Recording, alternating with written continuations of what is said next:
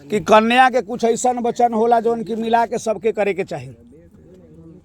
एकरे पर ध्यान में दिया हमनी के जितना रस्म विधि कार्य भइल, पहिलका कन्या के 2 वचन कार्य वाला कि एक नदी को हम लोग 2 बनाते हैं। जब तक ले किसी का विवाह का वर्ण नहीं हो जाता है 6 वर्ष या नहीं तो दूसरे घर में अपना रहते हैं दूसरे जगह, तो 2 नदी को मान करके और एक नदी को मान करके हम लोग विवाह संस्कार किया जाता है। तो कन्या का उसमें वचन है कि हे स्वामी आपके घर हम तो चलेंगे, लेकिन इस तरीका से चलेंगे कि वहाँ जाने के बाद हमें भी कदर आपको मिलना चाहिए। आपके आधे अंग में अर्धांगनी के बन के रूप में हम आ जाए हैं। अब बाबू इसी कार्य करने के लिए अर्धांगनी का मतलब कि बाएं साइड में बैठिए और आप दाहिने साइड में आ जाइए जी, उठकर आ जाइए। अब देखिए कन्या कह रही कि हे स्वामी अगर आप जाते हैं और आपके बाएं साइड में अगर हम अर्धांगनी बन के रूप में है तो हम जो कहेंगे वो कीजिएगा ना, ठीक बा। सर्वदे कल्याण कारण विभाजित समनुर्धायम कन्या सुन ला।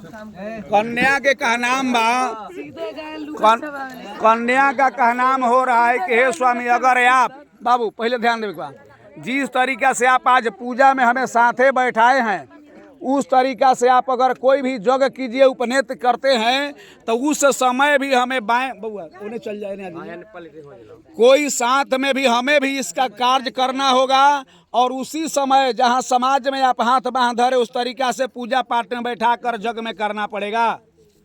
ठीक बा ना हुआ। सर्वदे कल्याण कारण विभाजित सम। फिर दूसरा कन्या कह रही कि हे स्वामी आपके आधे अंग का प्रभाव हमारे पास हो गया। अगर आप बाजार जाते हैं, कोई बिजनेस करते हैं, नाना प्रकार से कार्य करते हैं तो समय के अनुकूल वहाँ पर हमें भी लिया करके चलना होगा। ये घड़ी तो फैशन हो गई बा, बिना पति पत्नी के उरत नहीं है। सर्वदे संग मान दुनियादारी बात बा। तो सर्वदे कल्याण कारणी इस चीज के भी माने के बा।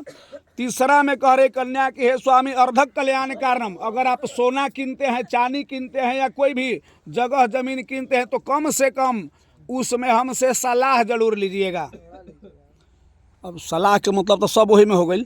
सर्वदे कल्याण कारण विभाजित समनुर्धाम। चतुर्थ पंचम का प्रभाव कहती है कि हे स्वामी हम इस साथ में दे करके जिस क्रिया से हम अपने बाप मातारी को प्रेम रखते हैं अपने घर, उसी तरीका से आपके घर भी हम जाएंगे तो आपका माता को पिता को अपने माँ बाप मान करके, भाई जैसा भाई को आपको मान करके हम कदर प्रेम से सबको निवाह करेंगे। ठीक है।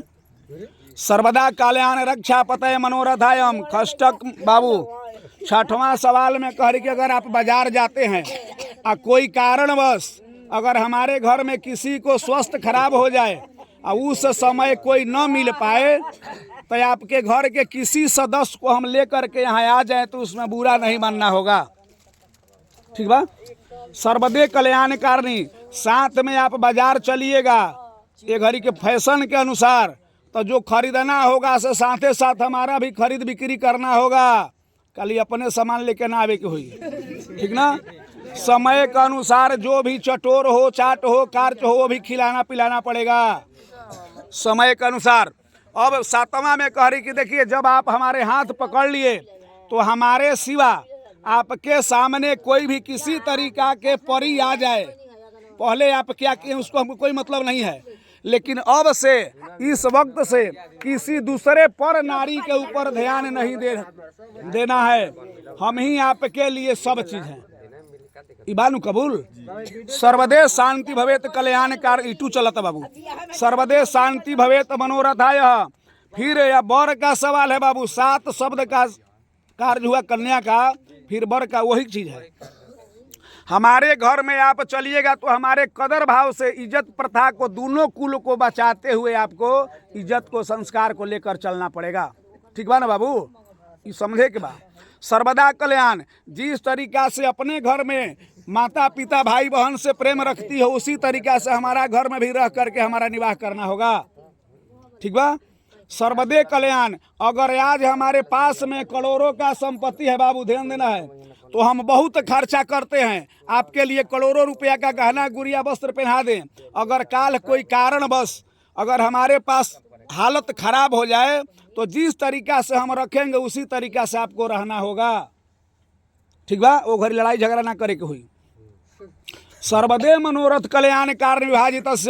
फिर बर कह रहा है कि सर्वक्ष कल्याणकारिणी, अगर जो भी कार्य है जब से हम हाथ धली है तो हमारे सिवा आपको भी यही सवाल है कि दूसरे पुरुष के ऊपर कुछ ध्यान नहीं देना है, दूसरे पर पुरुष को, छात्रों को भ्राता के समान यानी भाई के समान, चाचा के समान मान करके रहना होगा।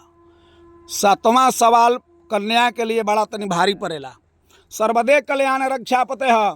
7वां सवाल में कह रहा है चीज वेद वेदांत में कि अगर जिसके पति बाहर हो, विदेश चला गया हो साल 2 साल के लिए, उनको ज़्यादा टीम टाम झाड़ करके नहीं रहना चाहिए, घूमना फिरना कम हो जाना चाहिए। घूम घाम हुए भइल कि विदेश जेकर बा बाबू आउ अगर खूब झाड़ के चलस लाल पाल लगा के तो लोग बुरा भाला कहेला, तो एक खातिर हई देखा है मैं सुना हई पढ़ ला तब हमरा कहिया कि काहे खातिर